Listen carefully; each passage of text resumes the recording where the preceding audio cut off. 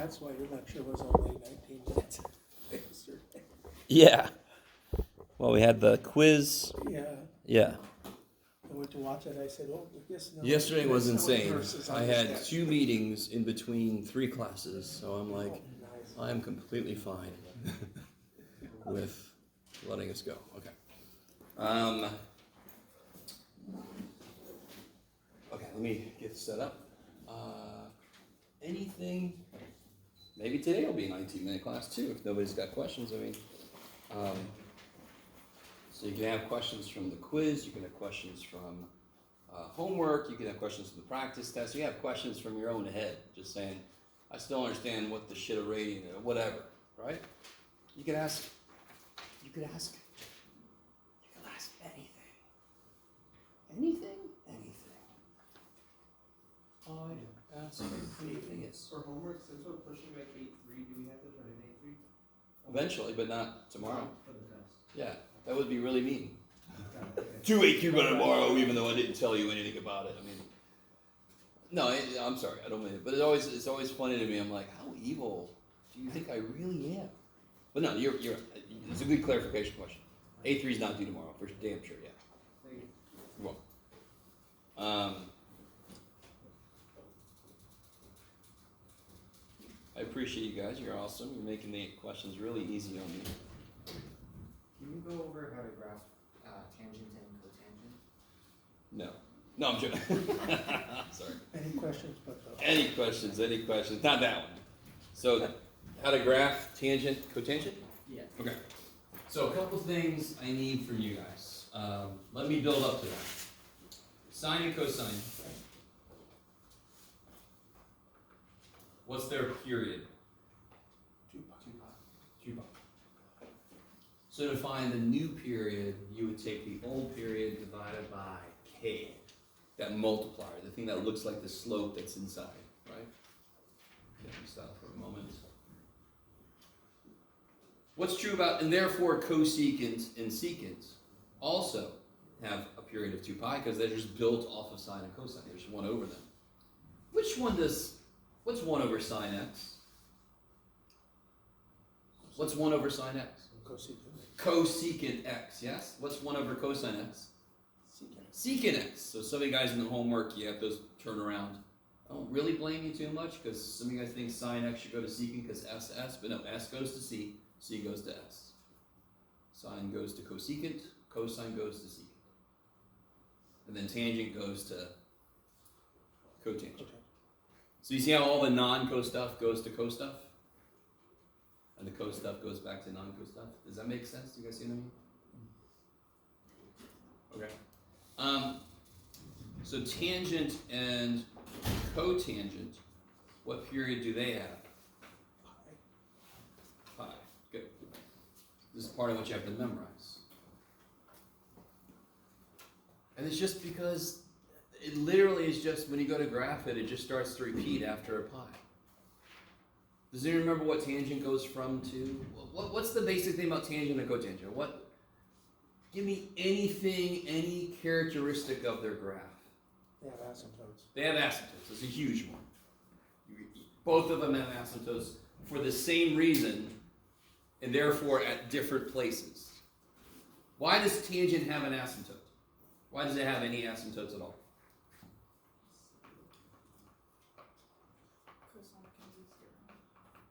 Yeah, what's on the bottom of tangent? Yeah. So obviously, we all know this. Vertical asymptotes come from things that are not in the domain. I have to put a wall there because the function is not allowed to go there. We've got to put a wall there. So sure enough, it's got something on the bottom that could be 0. Therefore, a wall's got to go there. So where are the main asymptotes for tangent when I graph one cycle of tangent? Because there's an infinite number of asymptotes, because it goes forever, yeah? But where's the main 2? Yes, negative pi over 2, pi over 2. If you forgot that, how could you quickly figure it out? Make cosine equal to 0. Knowing the periods pi doesn't help, because cotangent goes from 0 to pi. So why does tangent have asymptotes at negative pi over 2 pi over 2 because the bottom's cosine, and cosine does not like 90-degree angles. It's scared at 90-degree angles. Little turtle goes all the way in. You guys with me? I'm going to take this in. Take it in. It all frickin' comes back to itself. It has to agree with shit we said earlier. It must. That's how math works. Everything we talk about isn't something distinct and brand new you have to memorize. No, it all connects. Thank the gods. If I had to memorize every distinct piece of information, I wouldn't get past frickin' pre-algebra. My brain would be full. Okay. So we know where vertical asymptotes come from. That tells me where the vertical asymptotes are from tangent, because the bottom is cosine. Cosine can't be 0 or else tangent freaks out. Okay.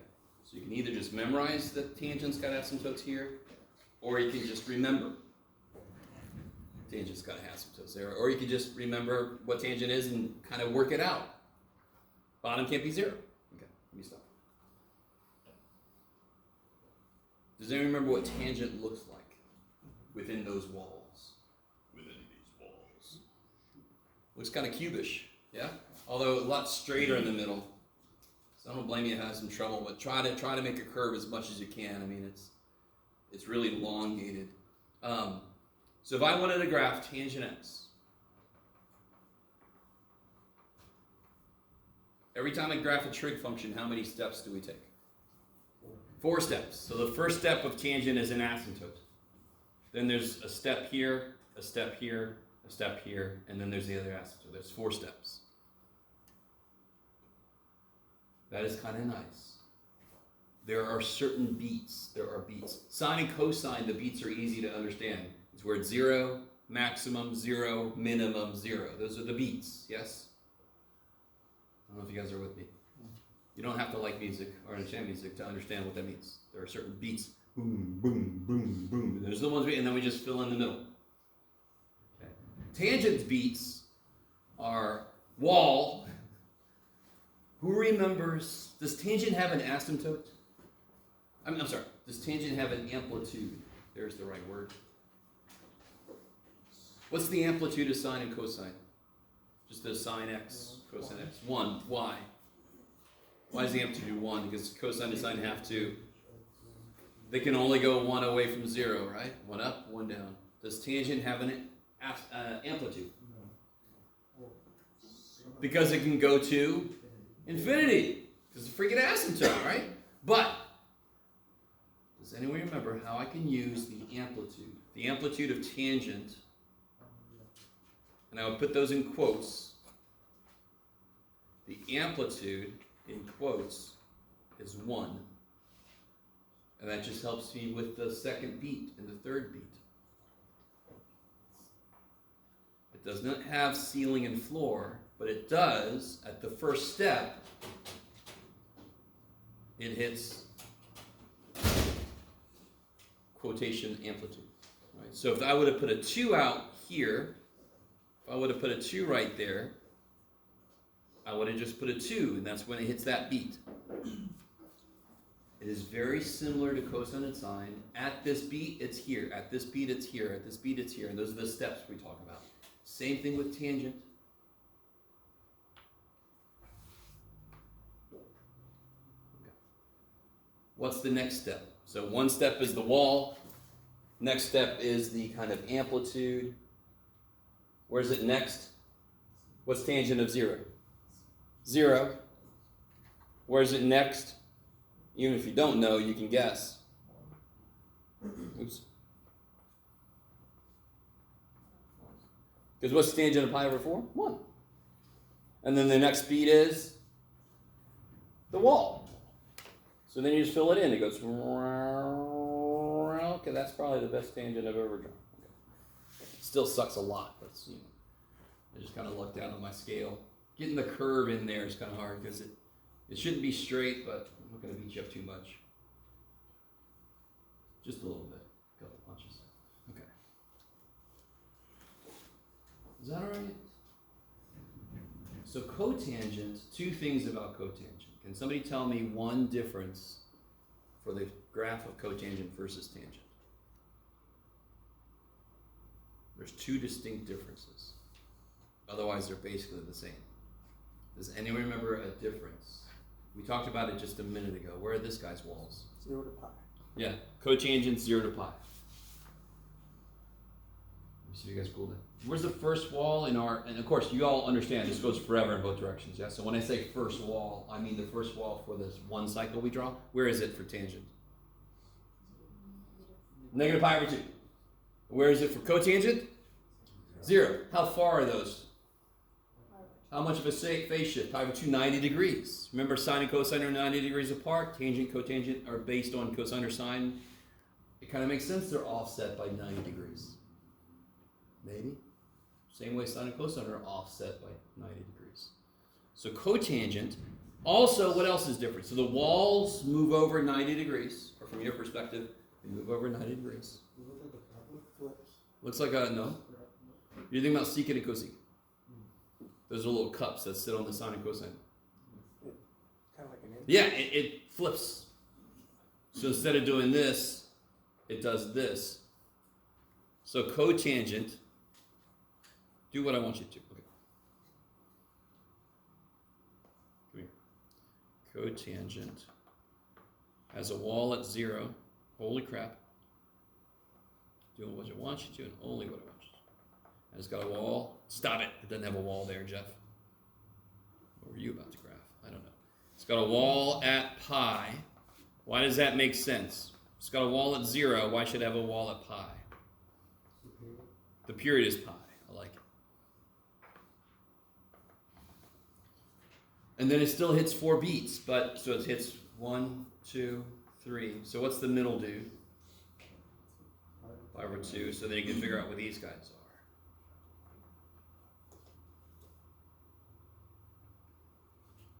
So it's going to hit the same, but now it's going to start. It's going to start here. Right, starts at the wall, then it goes there, there, there. Now I really screwed up my scale. It's too bad. Make that really big and everything's fine. Okay. Kind of like that. My graphs look so horrible because I'm showing you what I'll accept. Yes? What if, Make that really big. like, let's say with a negative amplitude, does that also flip? Yeah, that would just be this flipped, of course. Because a negative in front flips it over the x-axis. What is that? What kind of functions does it do that to? Every function ever in existence. Yeah. So then tangent would look kind of like cotangent. A cotangent if I had a negative in front of it. Yep. Okay. It just wouldn't be the right place, but it would look like it. Yeah. So negative tangent is cotangent moved back pi over 2. Yeah. So no matter like what's in the tangent function, it's going to be between those two. No, because what could I do to this? Phase shift. I can move it left and right. I could squish it or pull it. I can do all kinds of shit. So I can make tangent very easily start at 0, but just by phase shifting it by 90 degrees, right?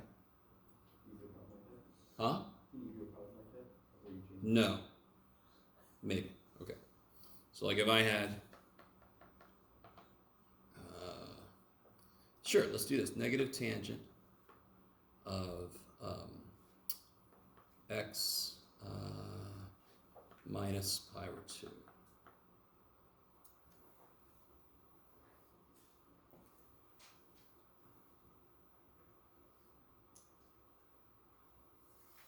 So, kind of like, what's the amplitude in quotes? 1. It's never negative. Because it's a distance away from the midline.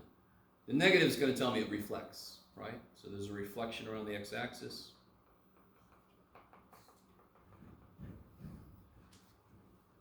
What else can anybody tell me? Anything else? Period. Phase shift. Yeah, right. Push. Push. Phase shift is pi over 2 to the right. Okay. And I highly recommend, especially for tangent and cotangent, that you do the begin and end work. Where does tangent normally begin? Negative pi over 2. So if I solve that, I get 0, which which makes sense because it's shifted over by pi over 2. And where should this one end? Well, it normally ends at pi over 2. If I want to add that over, I get pi, which makes sense because what's the period of this? I should have written this down. Does the period change? No. Because what's k? 1. 1. So the period's still pi. So whatever trig function you got, how do you figure out the period? The original period divided by whatever the multiplier of x is. So you got to remember, almost all of them have a period of 2 pi, except tangent, cotangent have a period of pi. Why? Because that's how long it takes them to get through the cycle. That's why. Okay. Let me stop for a minute. And again, on a test, I'm not just going to say graph this. I'm going to say find the following and then graph. A, what's the amplitude? B, what's the phase shift? C, blah blah blah. Right? You guys kind of with me? How do I figure out step size if I wanted to? Pi divided by 4. Or the period. Yeah, it'll be the period divided by 4, so it still steps by pi over 4. Okay, so let's try to graph this thing in all the space I have left myself. So I begin at 0. I step by pi over 4.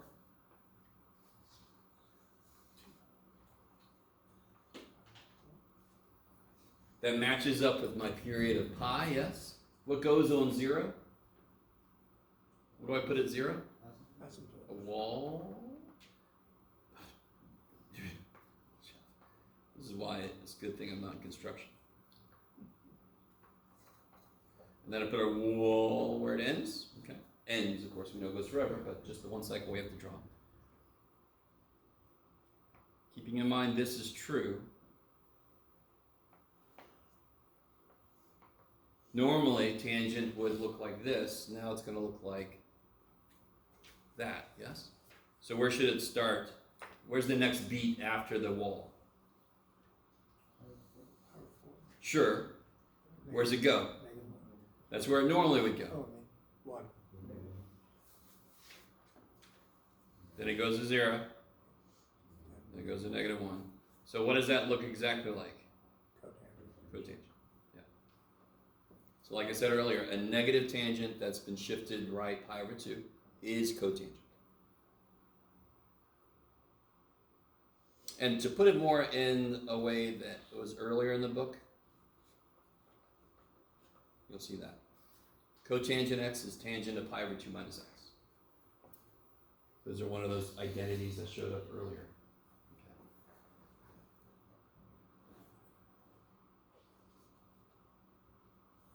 Okay. So I have a tangent, I think, problem to graph on the practice test. There's also a, I can't remember if it's sine or cosine, and then, yeah, number 6, there's a cosine problem, and then I said on part B, it said on top of that, draw in the cups. So if on the test I say graph 3 cosecant x of 2x plus pi, blah, you know, you're going to pretend like it's what? So if it's 3 cosecant 2 pi plus x. 2x plus pi. Yeah, there you go. You're going to pretend like it's a what? So it's a cosecant you have to graph. What are you going to graph first? Sine. And then on top of that graph you get, yeah. So you apply all the shifts, you do all the phase shifts, you do the amplitude, you do all that shit, and you make a dotted sign, and then you just put the cups. Just put the cups. When you make the cups where it has asymptotes at Yes. where x equals 0 or y equals 0. Where the output is, where it hits the midline, I should say, more generally, yeah. Yeah. Could we do a really complicated cosecant one? Graph? Sure. Sure. I can't remember, what did I give you on here? Yeah, alright, a really complicated, alright. Well, it's just, I need to practice. Alright, Okay, so let's f see. of x equals 2 times the cosecant of x plus pi over 4, and then minus 1. It's not hard, but No, it's hard enough. So what am I gonna pretend like I was given? sine. So I'm gonna do all the work for this, and then at the end I'm gonna put my cups. Okay. So what can you tell me? It's 2. Amplitude's 2. Phase shift. Phase shift. Pi over 4 to the left. I like it. Period. What's the period? 2 pi. It's still 2 pi, because what's k? 1. 1. K. 1. Good. Well, first off, what's the step size? How many steps do we always take? 4. 4. So you take the period, cut and force. So my step size is pi over 2. There's a vertical shift, down 1. Okay. So remember, when you go to graph the sine function, make it dotted. So when you make the cosecant on top of it, I know what your answer is. Your answer is the one that's filled in. The dotted is just kind of like your framework on which you're going to build the answer. Let's see, okay. Oh, you can do the begin, end. Oh, yeah. Not a bad idea. Where does sine normally begin? 0. When the inside is 0. So I take the inside, make it 0. So you get negative pi over 4, which matches up with our phase shift, right?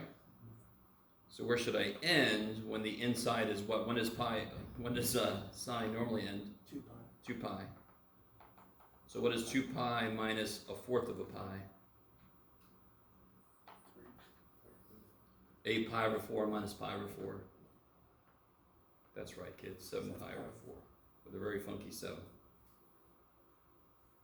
DJ Jeff and his funky 7. Okay. And again, how far apart are these two? 2 pi. Yeah, 2 pi. 7 pi over 4 minus negative pi over 4 is 8 pi over 4 is 2 pi, which matches up with what the period's supposed to be. So again, do I need to do the beginning and end? No. Is it really kind of useful to have those? Hell yes. Because there's a lot of checks and balances just to make sure everything looks like it's going right. So where am I going to start? Negative pi over 4. And how much am I stepping by? Pi over 2. So what can I do to make it a little easier? Well, I could just leave it like this. You guys see that? Because I'm starting at something over 4. I might as well just leave it as 2 pi over 4. So what's the first step take me to? Pi over 4. Then 3 pi over 4. Then 5 pi over 4. Then, good Lord, Jeff, you almost gave yourself enough room. And that matches up with this. See, it's kind of nice to have the checks and balances.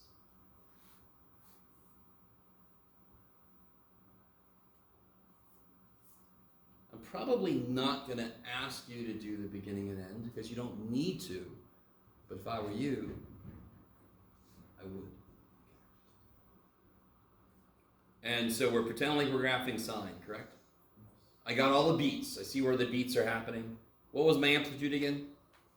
2. So just got to make sure that's going to be my max is going to be 2 up here. Negative 2 down there. So where's sine start? The first beat. It's down. Yeah, we're going to do that in a minute.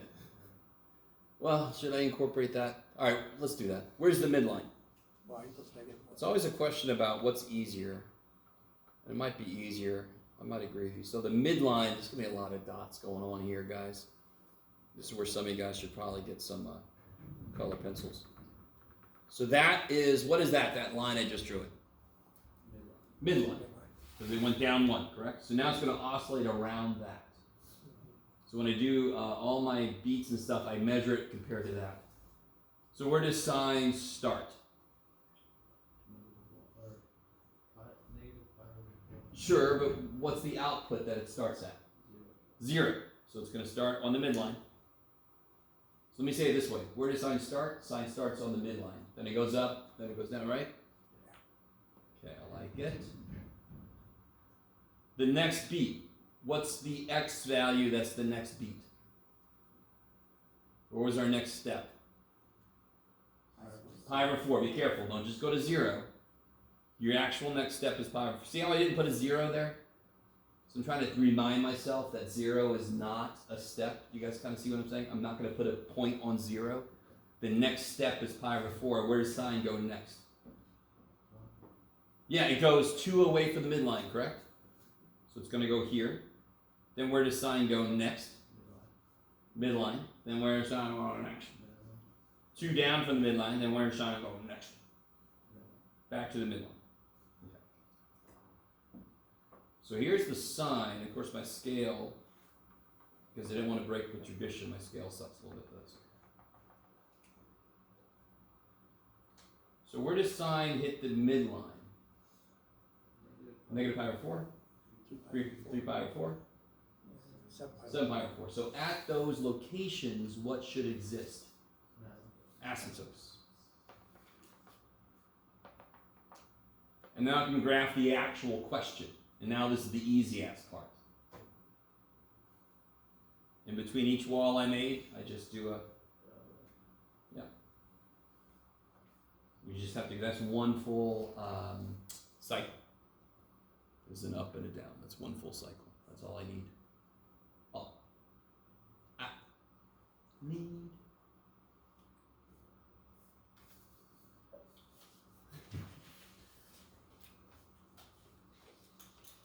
So at this point, graphing a sine function, even with some mess in it, needs to not be horrible. If that's a true statement, cosecant is automatically not horrible because there's just one extra step at the end. That's all cosecant and secant are, just one extra step.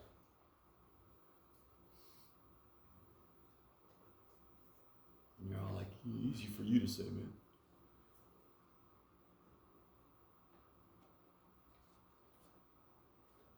Is there a part of what we did that doesn't make sense? I'm not sure what just happened in the corner. There was a quantum explosion. The minute, anytime we're doing a problem, the instant something doesn't make sense, you need to speak up. Yes? What, I'm sorry, I can't read the writing. What's under period? That's Oh, it's SS. What does that stand for? Step size. Yeah, sorry, as you just illustrated, you see why I like to write less? Because I can't write. That's all. Good job, Jeff.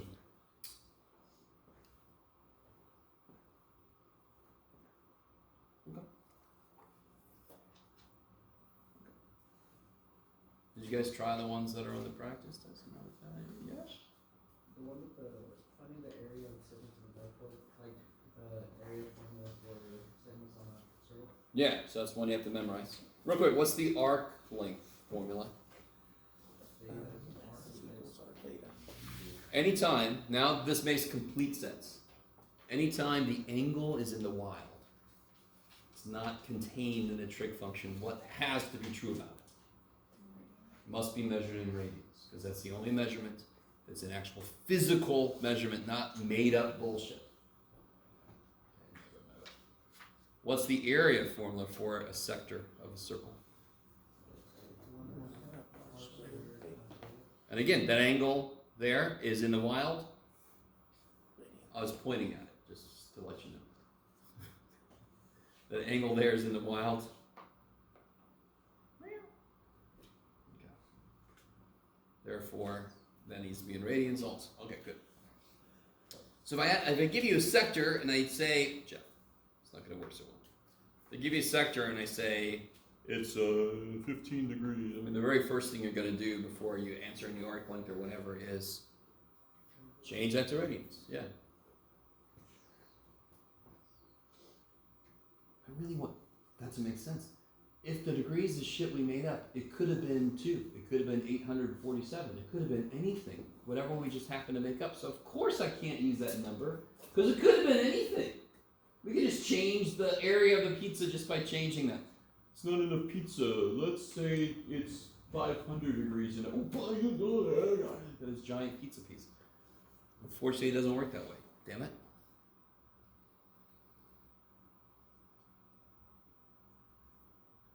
The problem on the practice test, the one about the area, does anyone pick up on what you got to be careful about with that problem? It's the area of 2 sectors. So all you have to do really is just say instead of 1/2 r squared theta, 2 of them would be r squared theta. Does that make sense? you would add two of them together. So it'd just be r squared theta. Maybe. Or you figure that out and double it or whatever you want to do. Just make sure you do 2. Or whatever I say on the test. Come back to me. Yeah, let me see.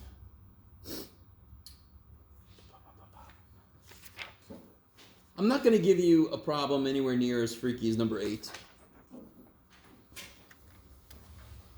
Number 8, there's a lot of different ways to solve it. It's a little bit freaky with units. I'm not going to give you something that involved on the test, okay? That one I got a little overzealous with. Not sure if anybody tried that problem. I like the honesty. I looked at it and said, not today, Jeff.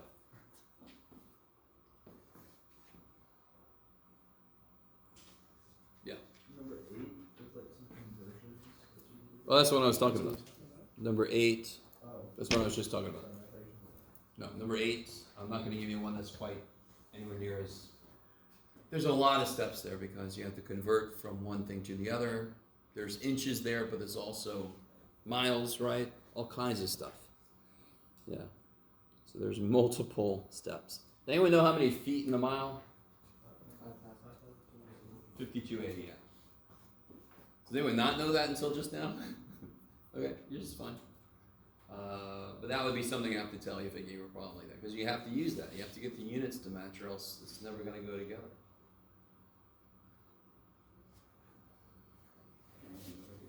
Huh? Sure. If that's what you want to spend your time on. So I want revolutions. Let's just focus on a couple key things. One revolution could also be called one rotation. Man, I'm writing rare form today with my writing. One revolution is equal to one rotation. Does that make sense? If you revolve once, you rotate it once. How many radians does that represent? 2 pi. So one revolution is one rotation is 2 pi radians.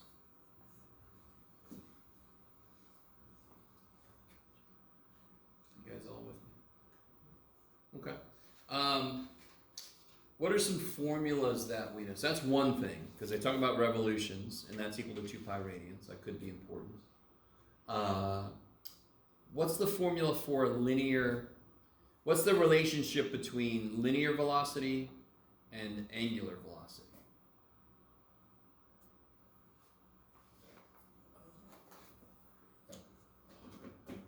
Watch this. All right, let's do this. What's the relationship between linear distance on a circle and angular distance on a circle? We just put it down just a minute ago. What's the formula that relates s and theta? S equals r theta. I love it. If I divide by time, what is position divided by time? What is distance divided by time? Velocity. And does anyone know what this is? Yeah, that's angular velocity. That's how quickly your angle is changing over time. That's like a record rotating at certain speeds. Like back in the day with 45 RPM, 33 RPM. Rotations per minute. So that's the curvy W.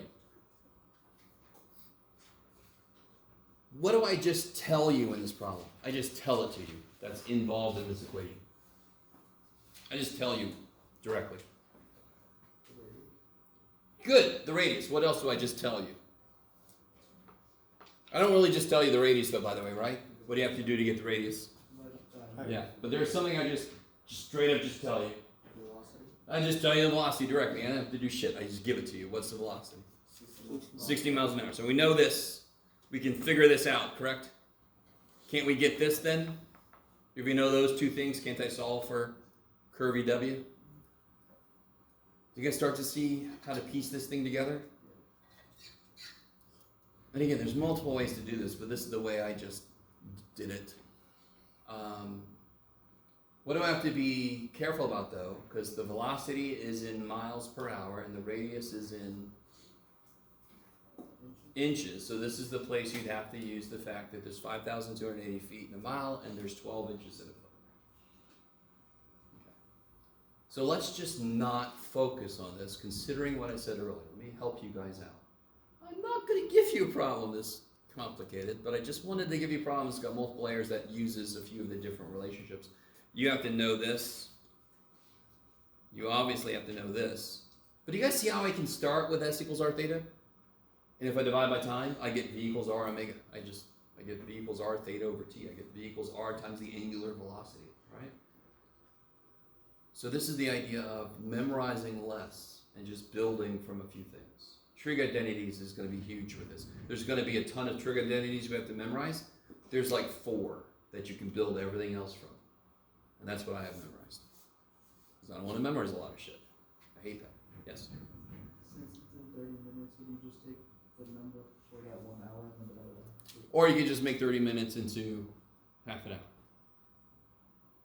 That'll match it with the hours, yeah. But you're right, you have to take that into consideration also. So everywhere I could, I made something a little janky. Yeah, just because. All right, so if you're curious about the problem, you'll see it here in a minute on the key. The kind of problem I'll give you related to this would be a little more straightforward, kind of like a bug is on a record player rotating at this angular speed. How much distance does it cover in 3 minutes or whatever? Does that make sense? It's a much more straightforward problem. So let's see if I can make that up on the fly here. No pun intended. Record player, bug, sitting. What makes sense, Jeff? How big is a record? I don't know. Sitting 3 inches away from the middle, yes? Huh? I was thinking 12 is about. Yeah, so he's sitting like 3, he's sitting kind of close to the middle, right? And the record is going at 33 RPM. And I want to know how far the bug goes. Total distance kind of travel around in, this is rotations per minute, by the way, right? In 2 minutes.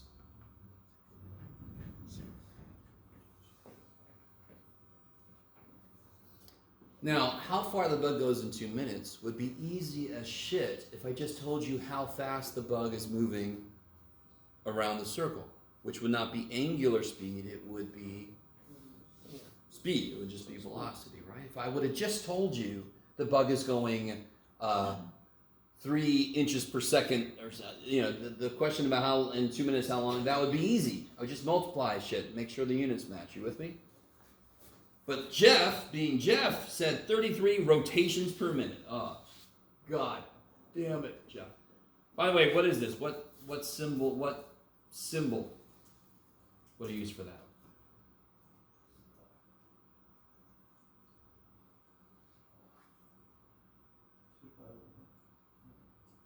Single letter. Is that a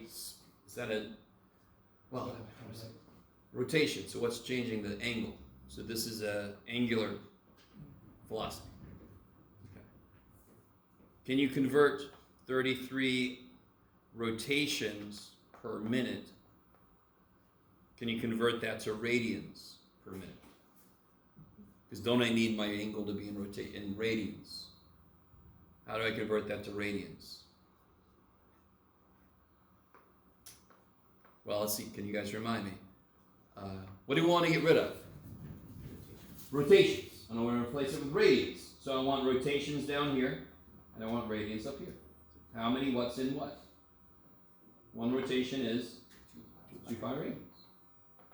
So I get, this is 66 pi radians per minute.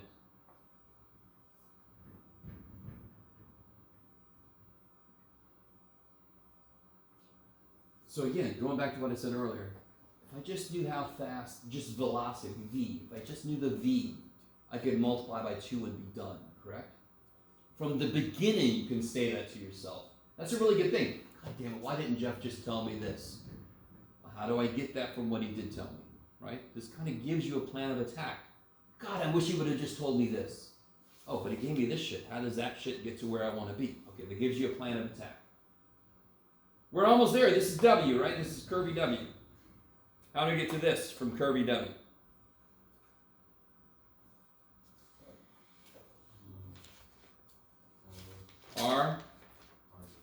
W. Now, why do I not need to know the radius of the whole record? Because I just need to know the radius of where the bug is. So what's the radius in that term, in that instance?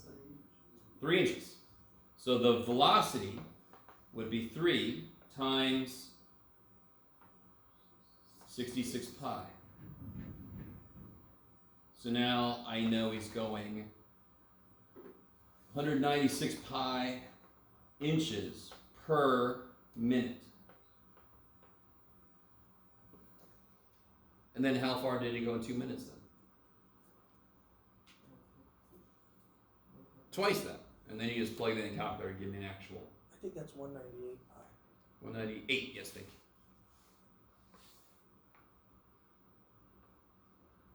you. Keep me honest.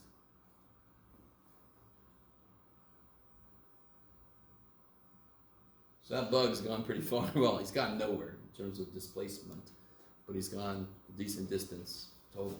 Yeah. No? Yes? Maybe? No? So then the distance would be 2 times this.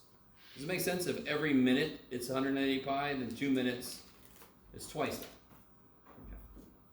Some of you guys, I don't know. Some of you guys will think this is still too much, but this is definitely a lot less than what I put in the practice test. And again, it's just a connection between, all right, this is an angular speed. If I just knew the freaking linear speed, I could answer this question easy. So then the whole first part of the problem is, can I make this into a linear speed? Yes, because we know this. That's the connection. This is the connection between angular speed and linear speed. Okay.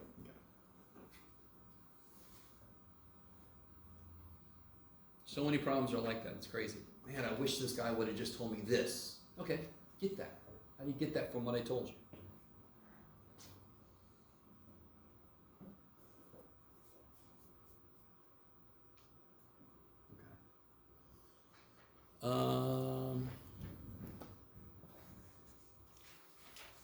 We sort of started talking about number 9, right? Number 9 is a beast of algebra. The trig is really easy, I'm hoping. Because last time we talked about the 2 triangles that you can see.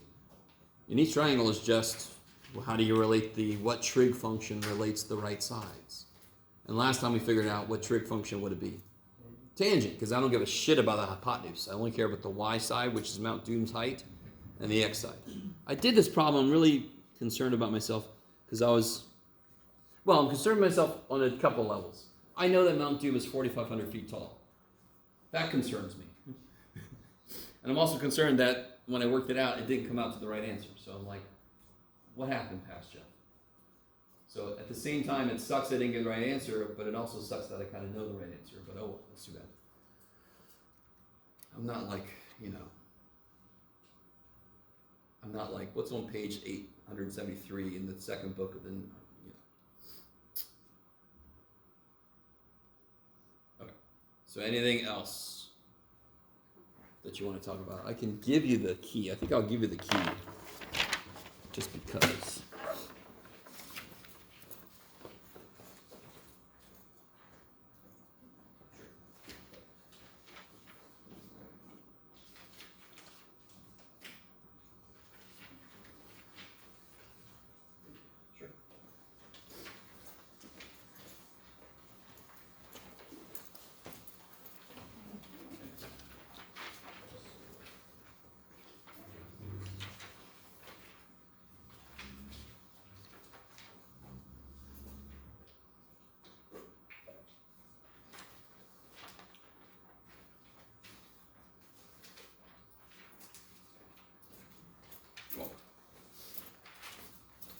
I couldn't find a mistake. I thought for sure I made a mistake. I didn't see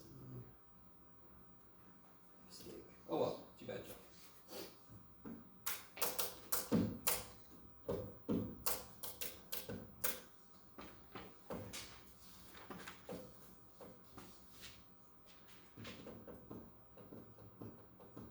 Oh, just to warn you guys, there will be a part 1 to the test and a part 2. Part 1, of course, will be no calculator. There'll be a little tiny thing. And part 2 will be using calculator. main part one's the graphing? No, because I do want to allow people to check their work. And plus the graphing calculator, if you copy from there for a trig, Yeah. it's made remarkably obvious because it's, yeah. So I don't mind if you use it to check your work, yeah.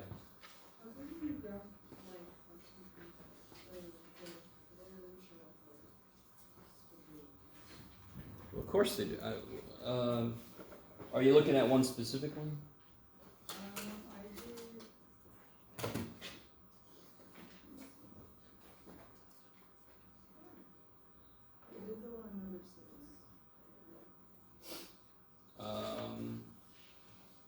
So you try to graph 3 cosine? That one?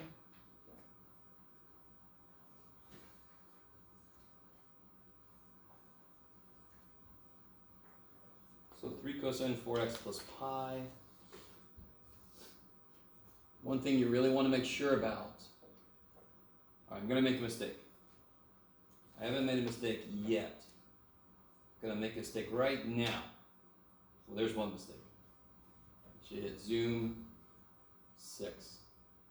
Does that look the way it's supposed to? No. Can anyone figure out what I made? How did I make a mistake? You're in degrees. Yeah, if we go to mode, I'm currently in degrees. Gotta be radians. So that looks more like what cosine should look like, right? Now in terms of checking your work, I mean, what I can do a couple things. So when I drew it, this is what mine looks like, yes? You guys kind of with me? Well, one more step out would be negative 3 pi over 8. One more step out would be 3 pi over 8. You guys with me? So you don't ever have to do what I'm about to do. But watch, I can go to window. I can make x go from negative 3 pi over 8 to positive 3 pi over 8. I'm just making my scales match. And what does my y scale go up to? It looks like about 1.5 and negative 1. Or I'm sorry. Did I even put? No, I didn't. Maybe 4, negative 4 to 4. Yeah? Negative 4. I don't know if you guys are really with me. I'm just trying to match my scale up. That has the best chance of kind of like matching my picture, and I feel pretty good about that. Yes? It goes a little further than I did, but yeah. Yeah. Something else you could do. Let me see. If I look at this is very intriguing. Zoom, number 7. Zoom trig. Let's try it. What this really does is it makes it step by pi stuff here on the x-axis. My scale on my x-axis is pi over 2. Pi is 3.14 blah blah blah, so half of that is 1.57 blah blah blah. So my scale is pi over 2. That's really all Zoom trig does, which is not very exciting, to be honest. It's like, thanks, calculator, you tried. Does that make sense? So if you match the scale, y min, y max, x min, x max, you have a better chance of kind of comparing it correctly. If you do this shit, you're like, wait a minute, that doesn't look the same. Well, of course not, because this is way zoomed out. You're seeing all the other oscillations. I didn't go that far out. I don't know if that helps. Okay. So that's really, all you have to do is, the only thing you'd have to do with trig functions in the calculator is kind of like check your work. And the best way to do that is to make the scale match.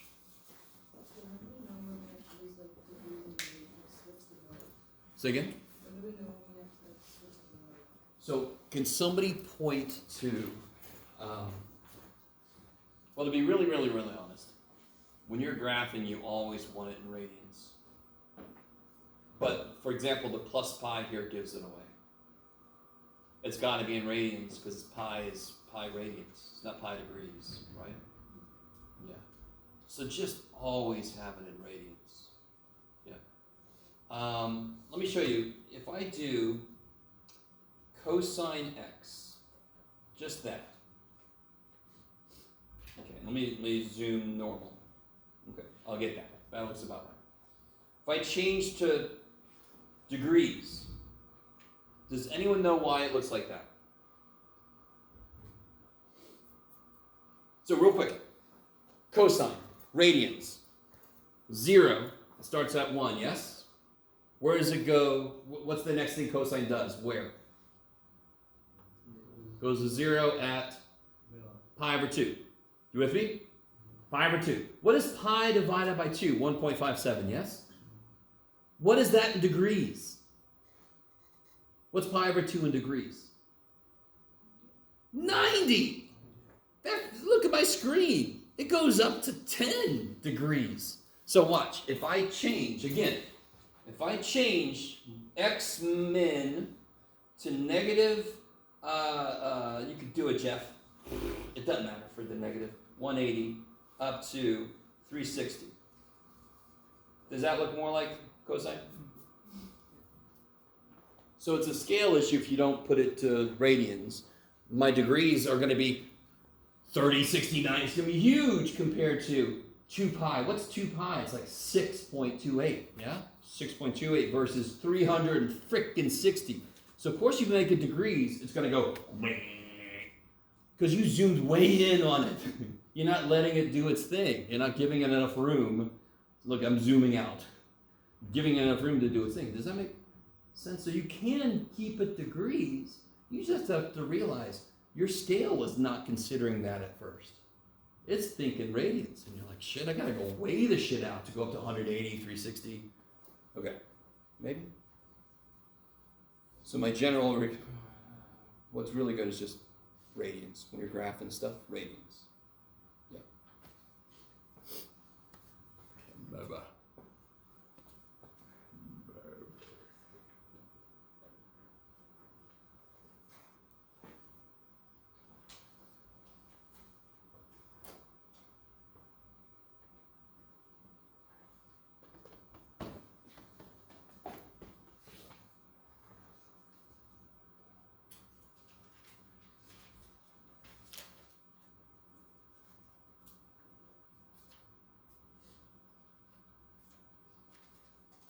I remember those.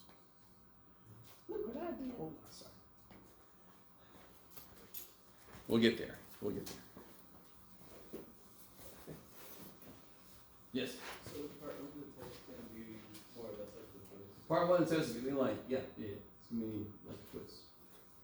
Sine 60 degrees, and then like cosine at 315. You gotta find a reference angle. I just gotta make sure you have those things memorized correctly. Yeah.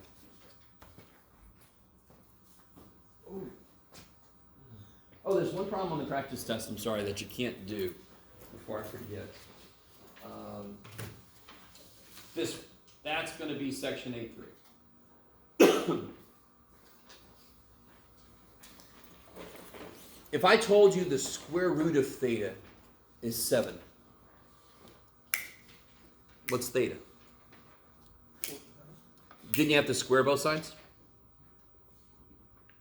Which is, if we're careful, it's the inverse of square rooting, yes? So if I tell you cosine of theta equals 0.3, how do you figure out what theta is? You have to know what the inverse cosine does, right? You have to understand, and that's section A3.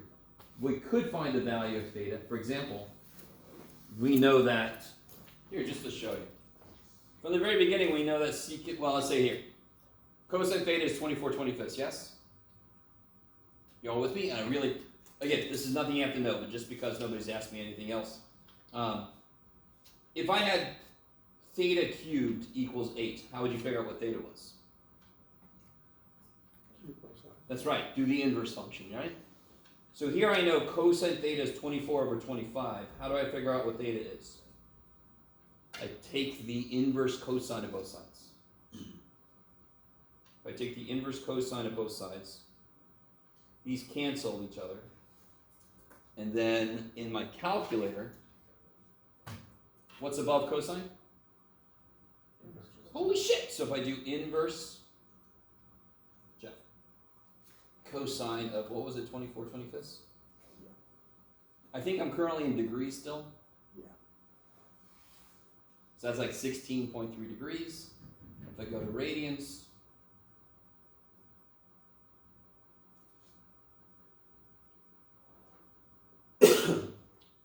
overall section, well, there's a lot more to it, to be honest, but nuts and bolts wise, that's what comes out of our discussion. We have to develop what the inverse cosine is. What does it look like? How can it exist when cosine doesn't even pass a horizontal line test? All that kind of shit. And then we get nuts and bolts. Just push the button. Push the button. If I told you cosine of 60 degrees, I'm sorry, Jeff. If I told you sine of an angle is 1, what should that angle be? 90 degrees. Yeah? And that's a problem you can do now. You just did it. So if I do inverse sine of 1, I'm currently in radians. What's 90 degrees in radians? Pi half. So what's pi divided by 2? Roughly 1.57, blah, blah, blah. Right? So of course the inverse sine of 1 is 90 degrees, or pi over 2, because we all freaking know that's when sine is 1. So inverse sine of 1 is saying, when is the sine 1? Because what's the input of an inverse function? It's the output of the original. So what that asks us is, what do you put into sine to make the output 1? That's what that's asking. So of course we know the answer. So of course it better frickin' be that. Okay, enough of that. Sorry. That's for section. It's not even going to be on the test. I'm sorry.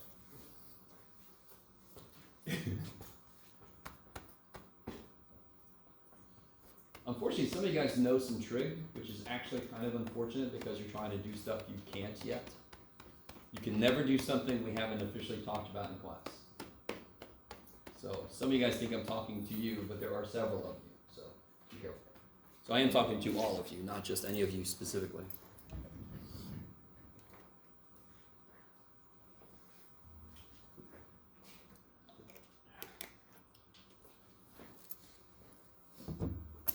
Yes?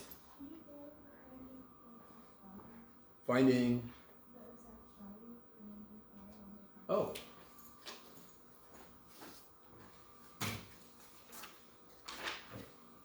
So this is all about, this is basically the exact work, or this is one example of work you could show.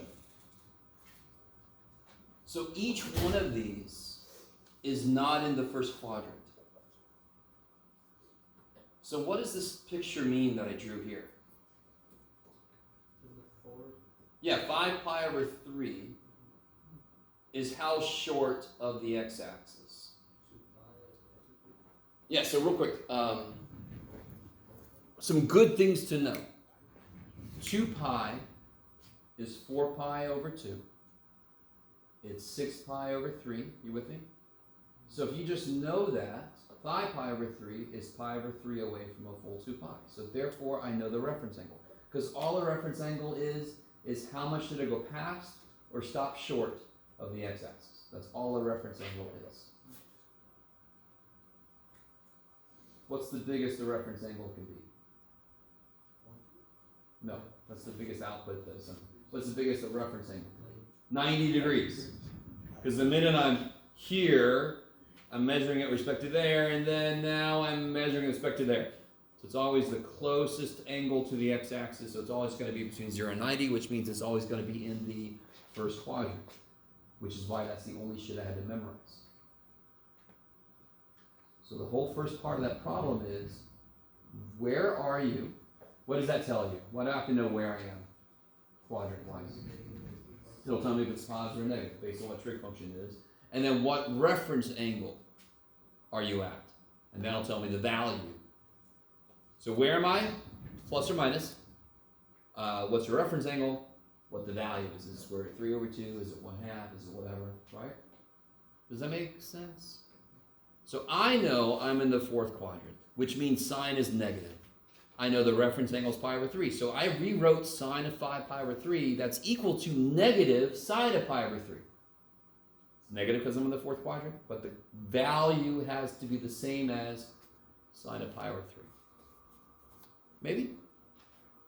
Because the triangle, you never have to do this, but just to remind you guys, if I have a pi over 3 here, I get that triangle.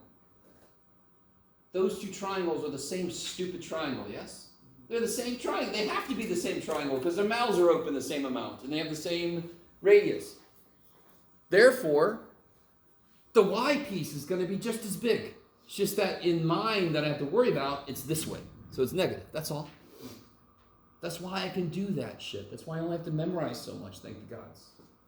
I have to memorize 1/4 of the information that I'm able to do. Which is a general thing about math. Try to memorize less. Memorize enough, but not too much. No, that sounds easy, Jeff. Okay.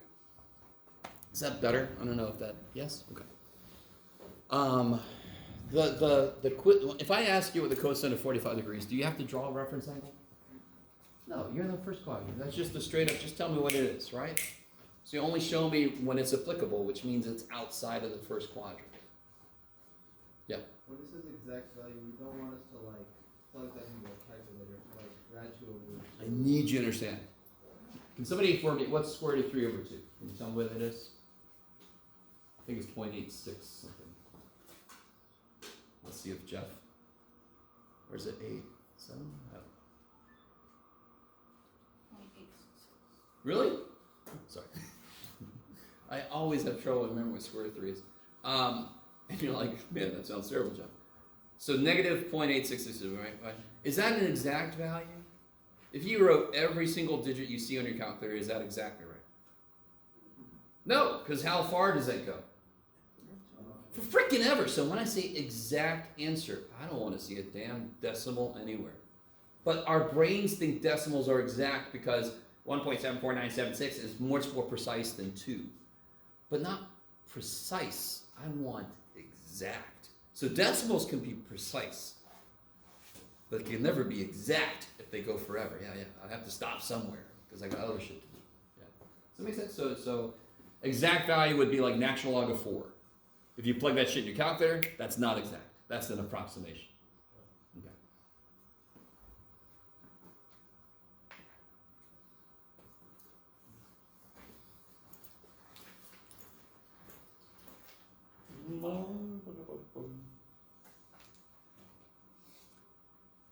This kind of problem we've done so much.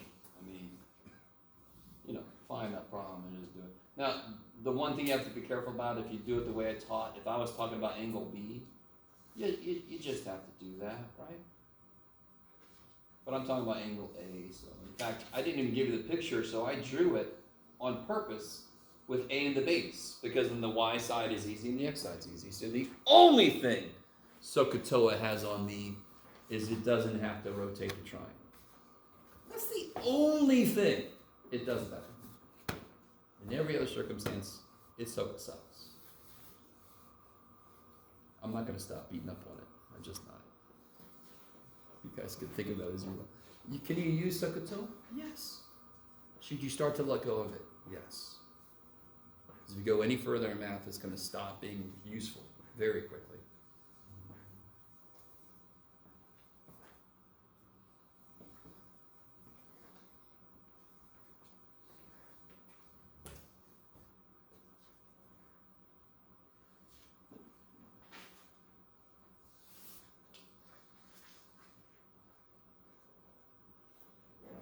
You guys are looking at me expectantly. I got nothing. Today is the day I won't bring shit. I'm ready for your questions.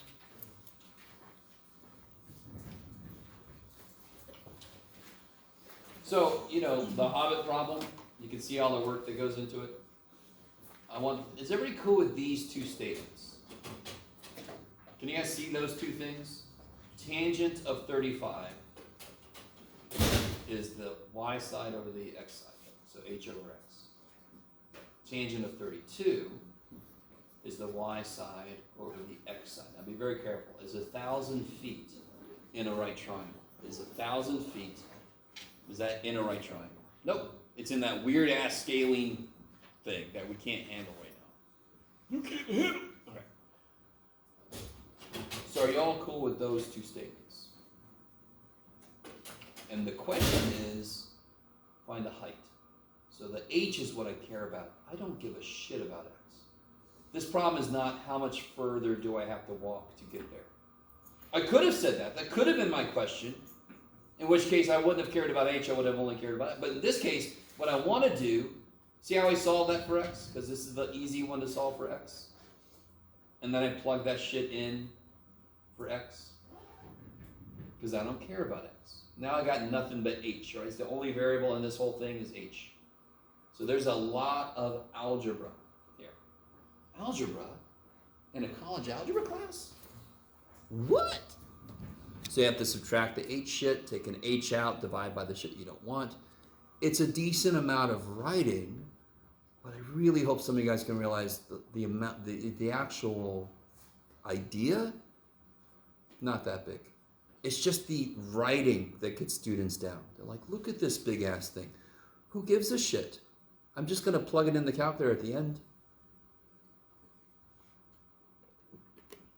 Maybe. So I solved this one for x, and then I put this one to a little bit better form so there's no fractions or anything, yes? And then I took what I knew, x is this, and I replaced x with h over tangent 35. That's all I did right there. I move this over so it's with the other h, and then I take an h out. I divide by the shit I don't want because I want to solve for h, and then I plug that in my calculator very carefully. When you plug in the calculator, you really should have, your calculator does not have eyeballs. If yours does, I want to see that. That's neat. But most calculators don't have eyeballs, so I have to tell it, oh yeah, this is in the bottom. So if you go to plug into your calculator, it's got to be like that. And anytime it has degrees in it, gives it a degree book. Yes, you got to make sure you're in your degrees. And I double check that to make sure that's not why it didn't come out right. I'm okay. I don't care that much. I just added some feet. Just a few. Just a little. Just 1,300 feet.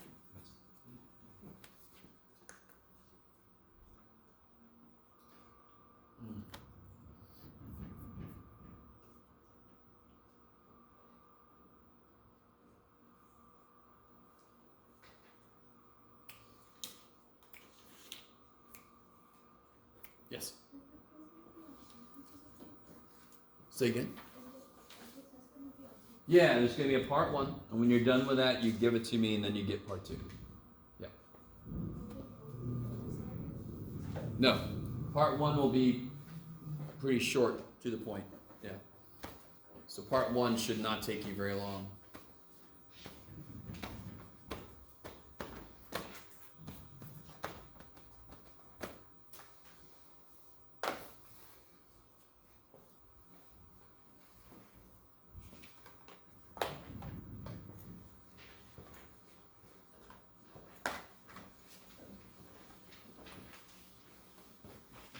Yes.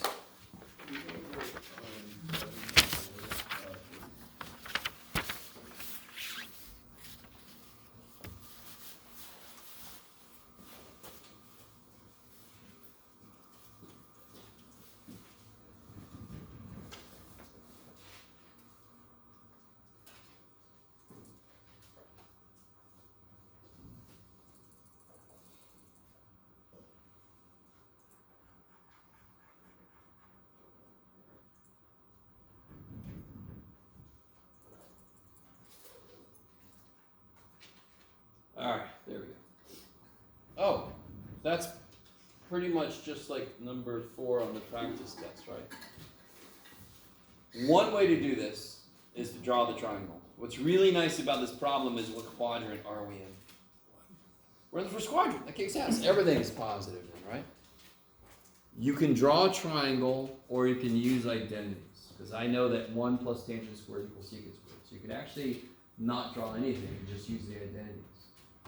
If you draw a triangle, how would you draw it? Well, Jeff, I'd make a triangle. Yeah, okay. So make a triangle.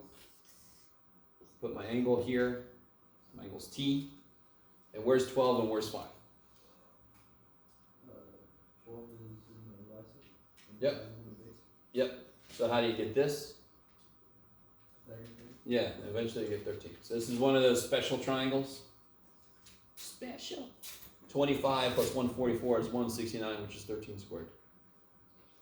And then what's the sine? And then all this shit's easy as shit. Yes? Because now you got all the sides, and all trig functions are ratios of sides of a right triangle. Yep. Does it make sense? If you wanted to, you could use trig identities. Although I have a feeling not many would choose that route. I don't blame you, because I would do the triangle too, just because it's a nice visual. Yeah. The only place you have to be careful is if I was in the second quadrant, what things would be negative? What's negative in the second quadrant? X is negative, and so which things are negative? Cosine's negative, which means secant's negative. Tangent's negative, which means cotangent's negative. Sine and cosecant would be positive because y is positive. Yeah. Same numbers. Some of them are negative. If it was in the second quadrant, right? If pi over 2 is less than or equal to t, which is less than pi. So for tangent, if it's in the fourth quadrant, is it positive? Fourth quadrant is negative. So what's tangent? Sine over cosine. Sorry. Third quadrant is They positive. cancel. So wherever sine and cosine have the same sign, tangent is positive. So that's first quadrant and third quadrant. Yep. There's a stupid little thing, I always forget what it is. It's all are positive. I always forget this. I always forget. I can't remember. I can't remember if this is in the book. There's some stupid thing, but to me it's dumb. Again, anytime we create a mnemonic device, we're communicating, hey, this is too hard to remember. Let me give you a mnemonic. No, it's bullshit. What we just did, we got it. If I'm in a quadrant where y is negative, x is negative and y is positive, I can figure out who's negative and who's positive. I don't need some little, I can't remember what the shit that is anymore now. Oh. How do we know what quadrant we're at? First quadrant goes from what to what? 0 to pi over 2. Second, so see, that's first quadrant, right? 0 to pi over 2. That's the first quadrant. Second quadrant goes from pi over 2 to pi. No, 3 pi over 2, 3 pi over 2 to 2 pi. That's it, that's how. So really, they could have just replaced 0t pi over 2 with quadrant 1, right? But they just want to really highlight, hey, you got to know which quadrant you're in.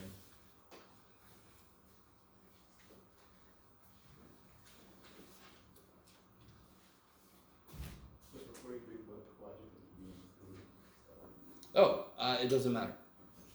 Doesn't matter where shit, because there is an identity. Remember sine and cosine, which one's even, which one's odd? Oh shit. So cosine, here's the y-axis, yes? So cosine is like that, it's even. It's like a parabola. So sine's odd. What does that mean then? When I plug a negative into an odd function, the output is negative. So if sine t is rad 2 over 2, what's sine negative t? Negative rad 2 over 2. Because it's an odd function.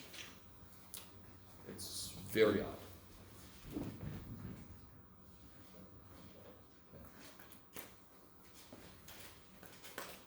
We don't know a ton of identities yet, but we know a couple. We know the sine squared plus cosine squared equals 1, 1 plus tangent squared is secant squared, we know those. And we know the sine of negative t is negative sine of t. Okay. Let me say it like this. We should know those.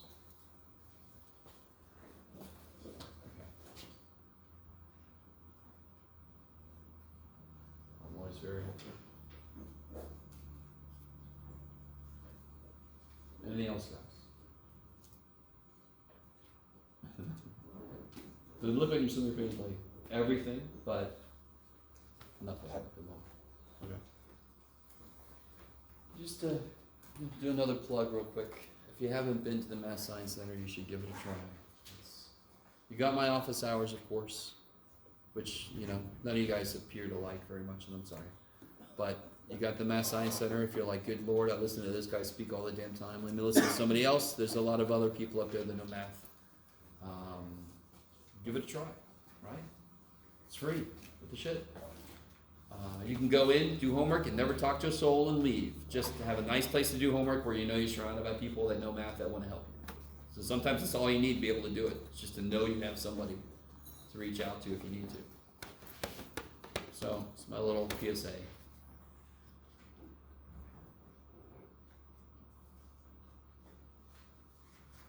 All right, I'm gonna call it. I don't see any more questions. That's it. See you guys tomorrow.